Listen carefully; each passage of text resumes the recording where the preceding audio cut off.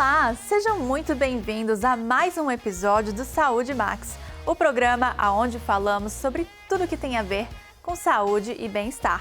Eu sou Caterine Okubo, empresária no ramo de saúde e licenciada pelo estado da Flórida. E hoje vamos falar sobre um tema que toca o coração de muitas mulheres, a maternidade. Se você está planejando ter um bebê aqui nos Estados Unidos ou conhece alguém que está nesse momento especial, fique comigo, porque vamos esclarecer tudo sobre como funciona o pré-natal, o parto e até as opções para quem não tem seguro tradicional. Esse assunto eu vou ficar só aqui no background. E, gente, como sempre, o Léo, que é o nosso brasileiro nascido aqui nos Estados Unidos, vai nos acompanhar.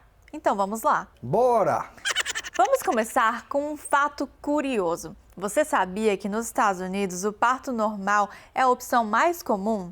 Ao contrário do Brasil, onde a cesárea muitas vezes é a primeira escolha. Aqui as futuras mamães precisam se programar bem caso queiram esse procedimento. Eu fiquei bem chocada ao saber disso quando eu fiquei grávida em 2019. Mas calma, que eu vou te explicar como você pode agendar a sua cesárea e quais são as regras para isso. Nos Estados Unidos, o acompanhamento pré-natal é super organizado e essencial para garantir a saúde da mãe e do bebê. O atendimento normalmente acontece com obstetra ou OB-GYN ou uma parteira certificada e você pode escolher entre hospitais, centros de parto natural e até partos domiciliares, dependendo do seu plano de saúde e da sua preferência. A frequência das consultas pré-natais muda ao longo da gravidez. No primeiro trimestre, as consultas são mensais. No segundo trimestre, continuam mensais ou quinzenais. E no terceiro trimestre, as consultas passam a ser quinzenais e depois semanais a partir da semana 36, quando o parto já está mais próximo. Agora, vamos falar dos principais exames do pré-natal. No início da gestação, são feitos exames de sangue e urina para confirmar a gravidez e verificar anemia, tipo sanguíneo, infecções e níveis hormonais. Além disso, são feitos ultrassons ao longo da gravidez. O primeiro, no primeiro trimestre, confirma a gravidez e estima a data do parto. O segundo, por volta das 20 semanas e mais detalhado, e permite identificar anomalias e até descobrir o sexo do bebê. Em alguns casos, no terceiro trimestre, pode ser necessário um ultrassom extra para monitorar o crescimento do bebê. Outro exame importante é o teste de glicose, feito entre as 24 e 28 semanas, para verificar os riscos de diabetes gestacional. Se o resultado for alto, um teste mais longo é realizado para confirmar. Eu mesma fiz esse teste e estava meio alto. Eu me lembro que a minha obstetra sugeriu para eu diminuir meu consumo de doces. E eu tenho que confessar que eu, durante a minha gravidez, comi bastante sorvete de chocolate. E não tem nada errado com isso. Obrigada, Léo. Então, continuando, outros exames que também podem ser requisitados são exames genéticos opcionais para detectar condições como síndrome de Down. E entre a semana 35 e 37 é feito o teste para a bactéria GBS, uma bactéria que pode afetar o bebê no parto. Se der positivo, a gestante recebe antibióticos durante o trabalho de parto para evitar complicações. Agora, para quem deseja cesariana, é importante saber que aqui o sistema incentiva o parto normal. Mas se houver indicação médica ou desejo da mãe, a cesárea pode ser agendada. Porém, alguns planos de saúde não cobrem cesariana, a não ser que for de emergência. Cada estado também tem suas regras, diferentes, então é fundamental conversar com seu médico com antecedência e verificar as diretrizes do hospital onde você pretende dar à luz. Geralmente, você já pesquisa por um médico que tem como especialidade fazer a cesárea, e aí o médico te diz o hospital que ele irá fazer o parto. É importante você escolher o médico certo, pois a maioria se especializa somente em parto normal, o qual está tudo ok. Se você preferir o parto normal, você vai ter ainda mais facilidade de achar um médico ideal. Outro ponto importante é que muitas vezes o hospital oferece um tour para as futuras mamães, onde você pode conhecer a estrutura e tirar todas as dúvidas sobre o seu grande dia. É só entrar em contato com o hospital, assim você se prepara melhor. Eu, por exemplo, quando eu tive a minha filha, eu fiz o tour no hospital e um dos pontos fortes para me deixar bem segura é que o hospital que eu escolhi não retira o bebê do quarto em nenhum momento. Ou seja, as enfermeiras, elas vêm até você e qualquer exame é feito no próprio quarto. Então, o tempo inteiro o bebê fica com você. E isso fez a diferença na minha escolha do hospital. Meu ponto forte em escolher um hospital seria prestar atenção no menu da cafeteria.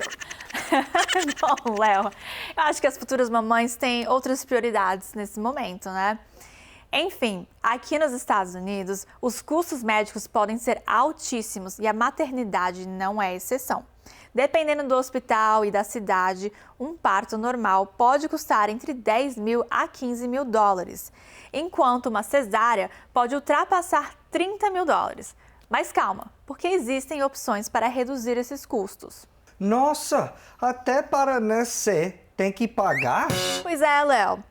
Vamos ver agora quais as opções a se considerar. Se você tem Social Security, é imigrante legalizado, você pode ter seguro de saúde através do seu empregador ou marketplace.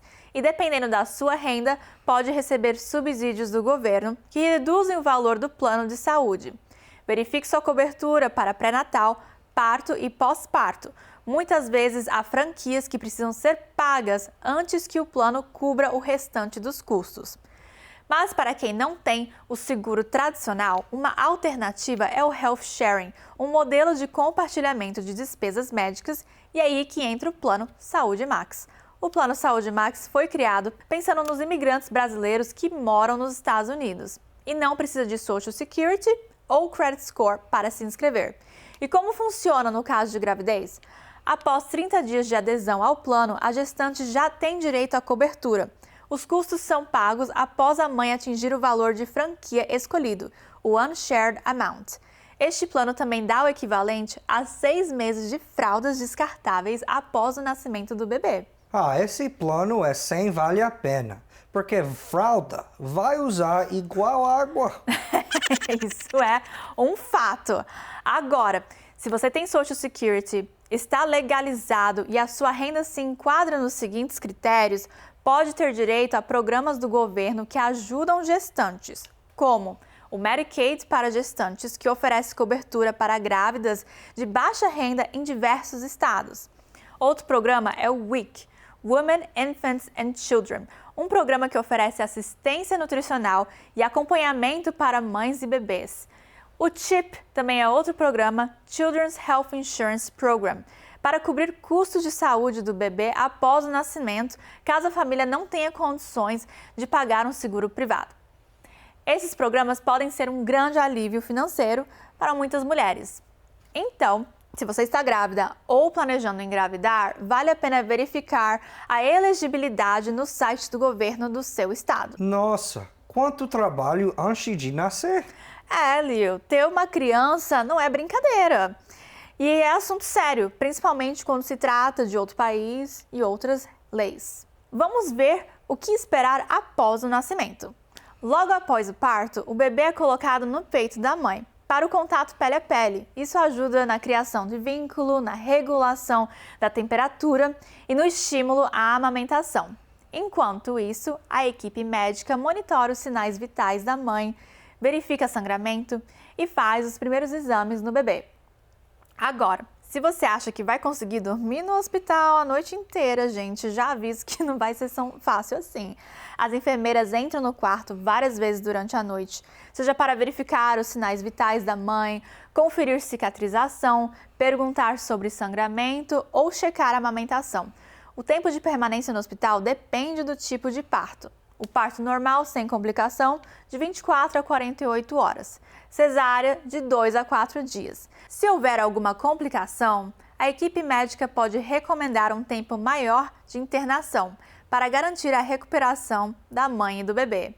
Ainda no hospital, os pais preenchem os formulários necessários para solicitar o Social Security Number do bebê e a certidão de nascimento, e o hospital encaminha os documentos para os órgãos responsáveis. Nos Estados Unidos, é comum que o bebê tenha a primeira consulta pediátrica entre 48 a 72 horas após a alta hospitalar, geralmente na primeira semana de vida.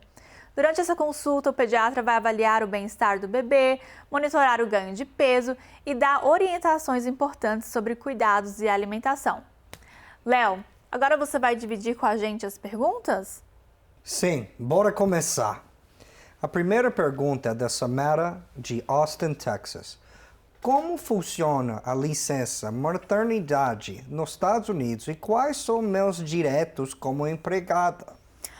Bom, nos Estados Unidos, a licença maternidade varia conforme o estado e o empregador, mas é diferente do Brasil, né, onde há uma licença remunerada de 120 dias. Nos Estados Unidos não existe essa política federal que garanta uma licença maternidade paga. Por isso, vai de acordo com as regras do seu empregador.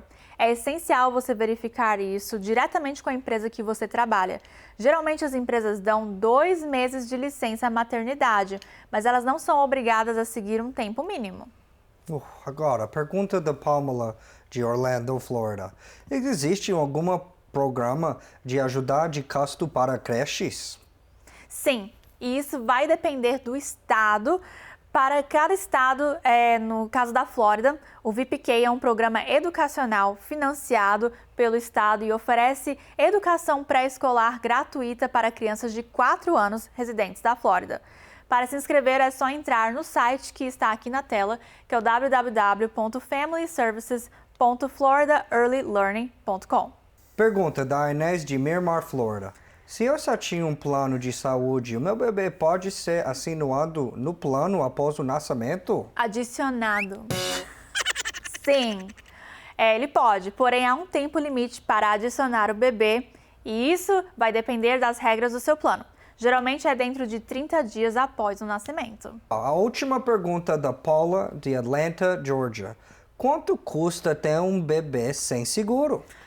Bom, na Geórgia, gestantes de baixa renda podem obter assistência financeira para cobrir os custos do parto, principalmente através do programa Medicaid, mas deve ser elegível e depende do seu status imigratório também.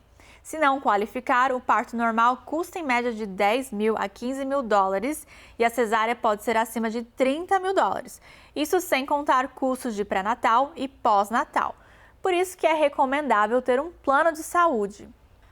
Bom, pessoal, essas são as perguntas por hoje. E aí, futura mamãe? Agora você já sabe que ter um bebê nos Estados Unidos exige planejamento, mas há muitas opções para garantir que esse momento seja tranquilo e seguro.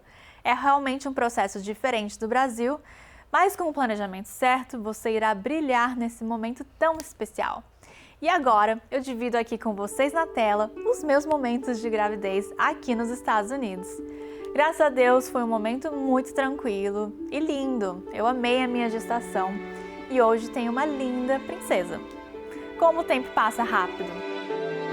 E aí, Léo, você entendeu tudo? Sim, eu já estava preparado. Que bom que eu não consigo ficar grávida. Que bom, Léo. Léo, obrigada pela sua participação.